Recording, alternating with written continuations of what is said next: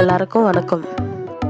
இன்றைக்கி நம்ம என்ன பார்க்க போகிறோன்னா புதினா சட்னி எப்படி செய்யுதுன்னு சொல்லிட்டு தான் பார்க்க போகிறோம். வாங்க பார்க்கலாம்.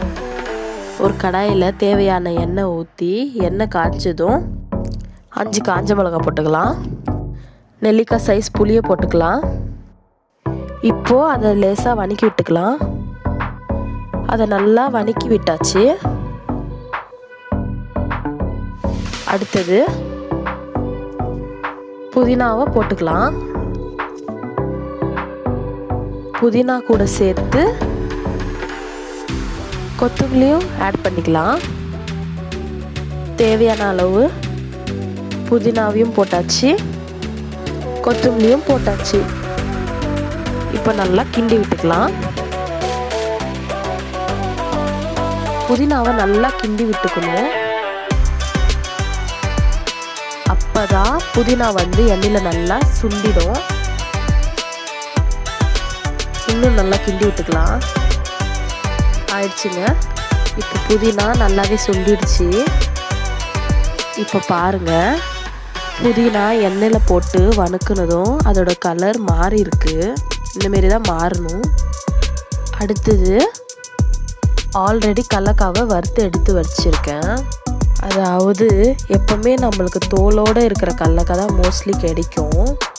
அந்த தோலோடு இருக்கிற கடலக்காவை எடுத்து வானலில் போட்டு நல்லா பொன்னிறத்துக்கு வர மட்டும் கிண்டி விட்டு வறுத்து எடுத்துக்கலாம்.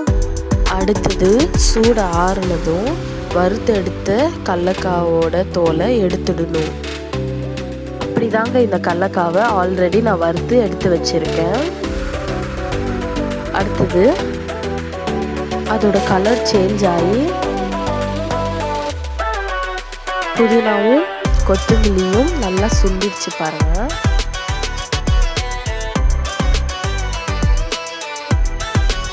இப்போ ஸ்டவ் ஆஃப் பண்ணிடலாம். அடுத்தது வதக்கி எடுத்து வச்சிருக்கிற புதினா ஆறுனதும் அதை ஜாரில் மாற்றிக்கலாம். அது கூட சேர்ந்து வறுத்து எடுத்து வச்சிருக்க கடலக்காவை போட்டுக்கலாம்.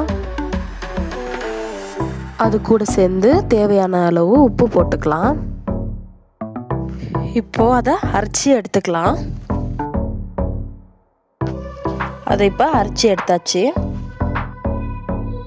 இப்போது அரைச்சி எடுத்து வச்சிருக்க புதினா சட்னியை ஒரு பவுலில் ட்ரான்ஸ்ஃபர் பண்ணிக்கலாம். ட்ரான்ஸ்ஃபர் பண்ணியாச்சு. அடுத்தது ஸ்டவ் ஆன் பண்ணி கடாயை எடுத்து வச்சுக்கலாம். தேவையான அளவு எண்ணெய் ஊற்றிக்கலாம். எண்ணெய் காஞ்சிடுச்சு. எண்ணெய் காஞ்சதும் அதில் கடுகு போட்டுக்கலாம்.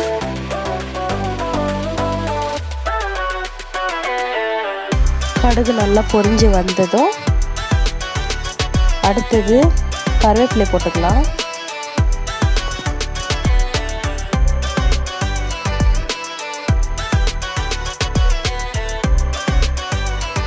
கருவேப்பிலை போட்டு நல்லா கிண்டி விட்டுக்கலாம்.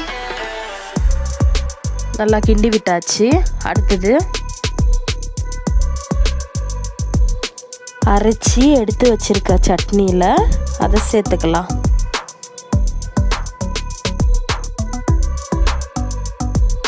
இப்போ அதை நல்லா கிண்டி விட்டுக்கலாம். அதாவது மிக்ஸ் பண்ணி விட்டுக்கலாம். மிக்ஸ் பண்ணி விட்டாச்சு. அவ்வளோதாங்க, புதினா சட்னி ரெசிபி ரெடி. இது ரொம்ப சிம்பிள் தான். நீங்களும் உங்கள் வீட்டில் புதினா சட்னி செஞ்சு அதை சுட சாப்பாட்டில் போட்டு சாப்பிட்டு பாருங்கள்.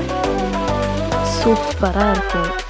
என்னோட புதினா சட்னி எப்படி இருந்துச்சுன்னு சொல்லி கமெண்ட் பண்ணுங்கள், ஷேர் பண்ணுங்கள், லைக் பண்ணுங்கள், சப்ஸ்கிரைப் பண்ணுங்கள். அப்போ தான் நான் போடுற வீடியோவை நீங்கள் கண்டினியூஸாக பார்க்கலாம். நன்றி, வணக்கம்.